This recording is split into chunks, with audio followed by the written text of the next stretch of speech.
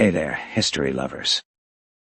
Buckle up, because today we're diving into a topic that will blow your mind and challenge everything you thought you knew about ancient Egypt.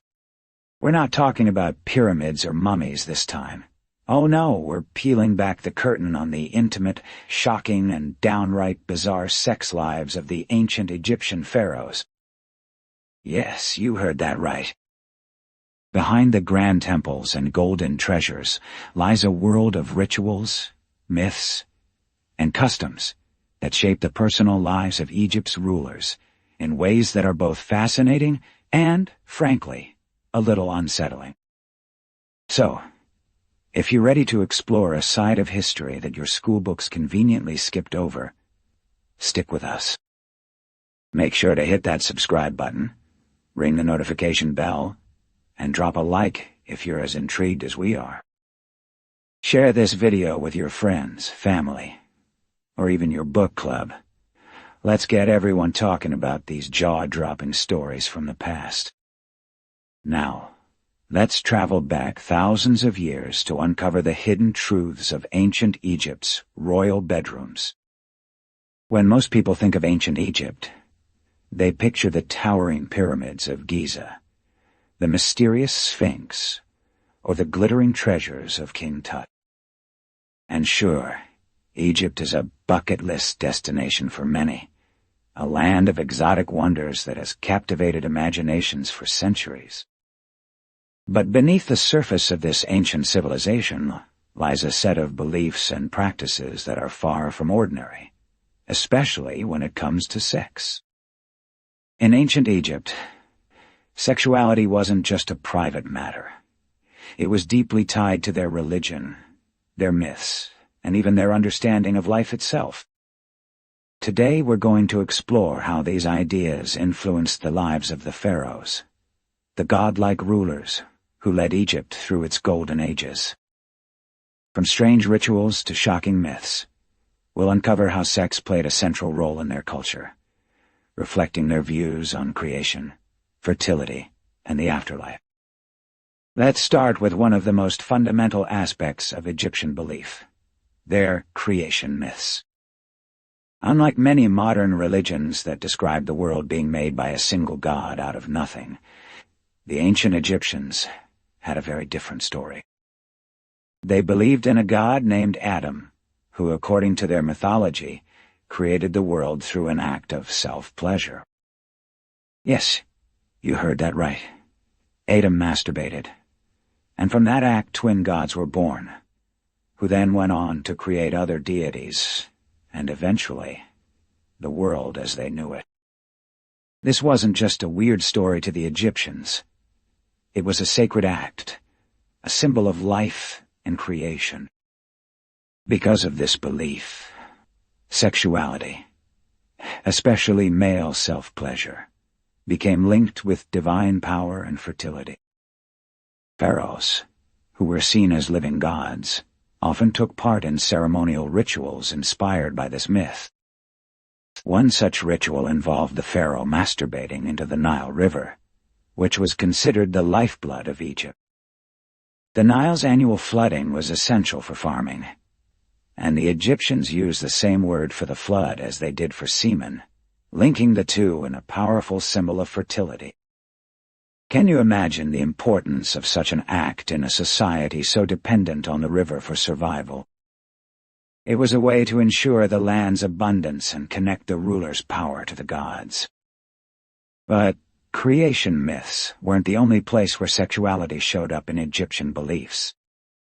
Their gods and goddesses often had stories filled with bizarre and explicit elements. Take the tale of Seth and Horus, two gods who were locked in a constant battle for the throne of Egypt. Their rivalry wasn't just about power. It got personal. And yes, sexual.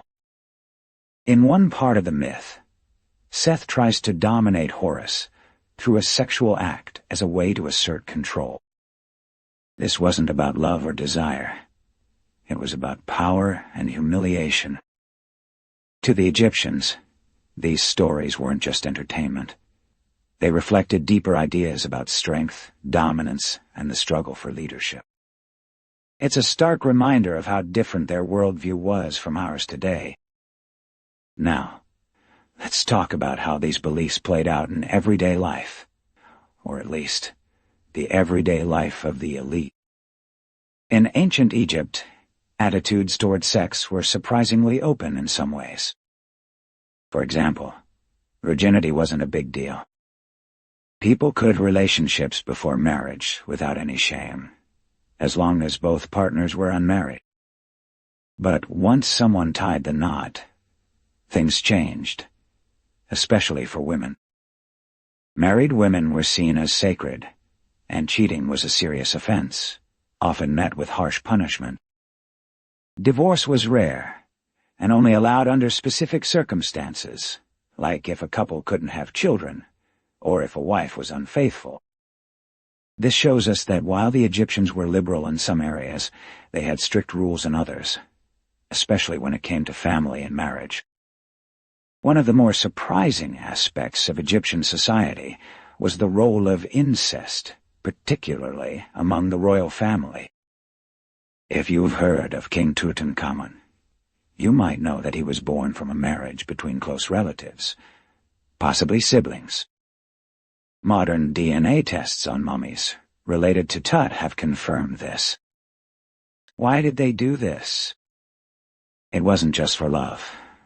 It was about power. Marrying within the family was a way to keep wealth, influence, and divine bloodlines pure.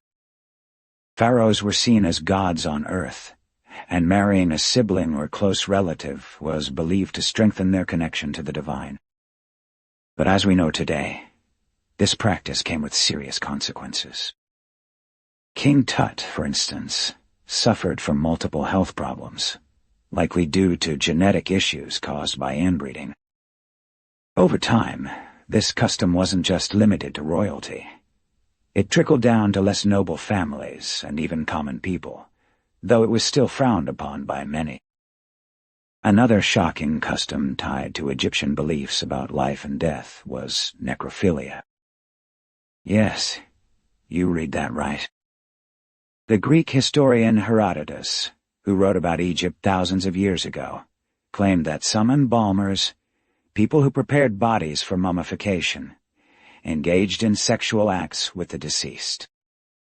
To prevent this, families would sometimes let a body decay for a few days before handing it over for embalming. Necrophilia even appears in Egyptian myths. For example, there's a story about Anubis, the god of mummification, having relations with the dead body of Osiris, another major god. From that act, Horus was said to be conceived through a union between the deceased Osiris and the goddess Isis. These stories show how deeply the Egyptians connected sex with life, death, and the afterlife. Let's shift gears and talk about some other fascinating practices in Egyptian society. Circumcision, for instance, was a common ritual, especially for boys entering puberty. It was seen as a rite of passage, and historical records show that mass circumcisions could involve over 120 men at a time. The Greek historian Herodotus also noted that priests underwent circumcision as part of their religious duties, often shaving their bodies completely to maintain purity. This practice, dating back to around 2500 BCE, might be one of the oldest known surgical procedures in history, according to researchers like Paul A.A. from the University of Lisbon. It's incredible to think about how advanced their understanding of such practices was, even thousands of years ago. Prostitution was another part of Egyptian life that might surprise you. Unlike in many cultures where it was hidden or shamed, prostitution in ancient Egypt was respected, and even tied to divine rituals. Prostitutes often marked themselves with red lipstick, makeup, and tattoos, and they worked openly in specific areas. Their role wasn't just about pleasure. It was often connected to religious ceremonies, showing again how intertwined sex and spirituality were in this society. The Egyptians also had unique views on gender and transformation. They believed that time and existence weren't fixed, and this applied to gender as well. Some goddesses had traits of the opposite sex, and there was a belief that women needed to transform into men after death, to have a successful afterlife. This fluidity in their thinking shows how differently they viewed the world compared to many modern societies. When it comes to family planning, the Egyptians were way ahead of their time. They took contraception seriously and developed some pretty creative methods to prevent pregnancy. For example, they used a mixture of crocodile dung, dates, acacia gum, and honey as a kind of barrier inside the body.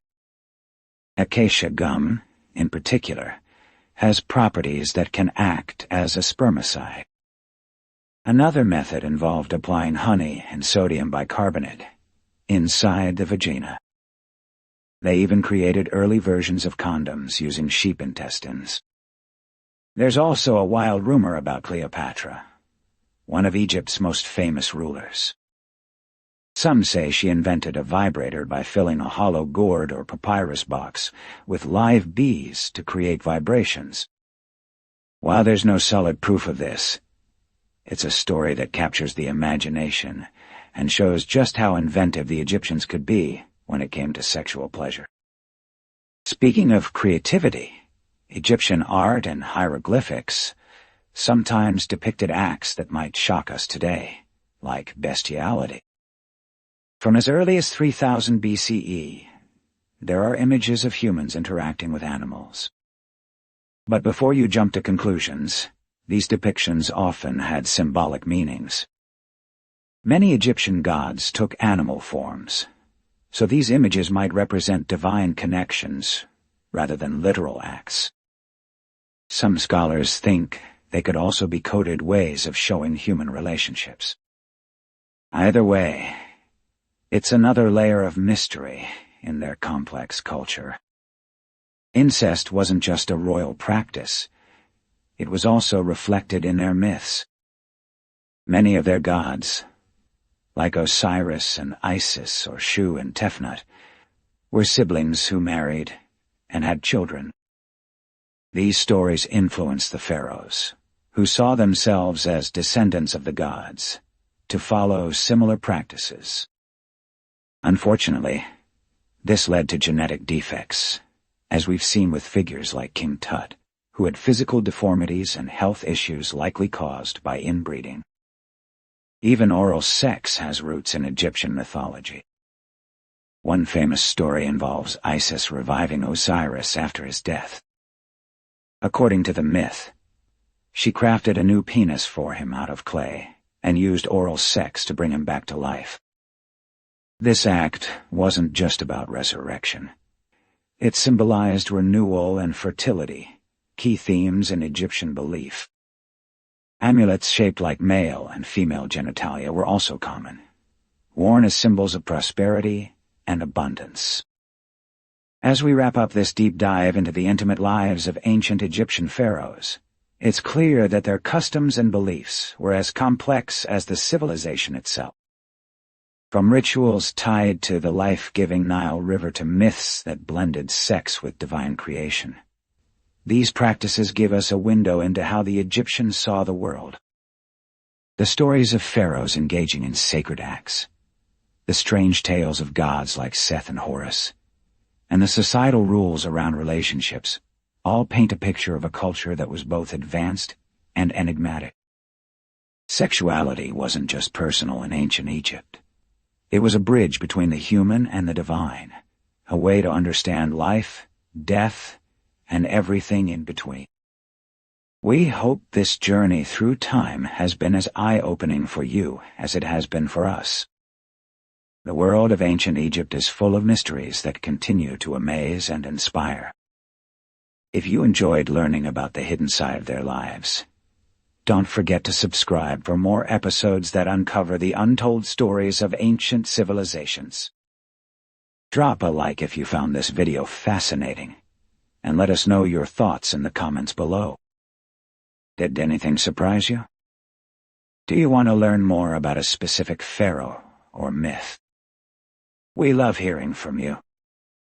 And remember, sharing this video with your friends, family, or even your local history buffs helps spread knowledge and supports our mission to bring history to life. Thank you for joining us on this incredible adventure through the past. Stay tuned for more captivating stories from the ancient world. Until next time, keep exploring.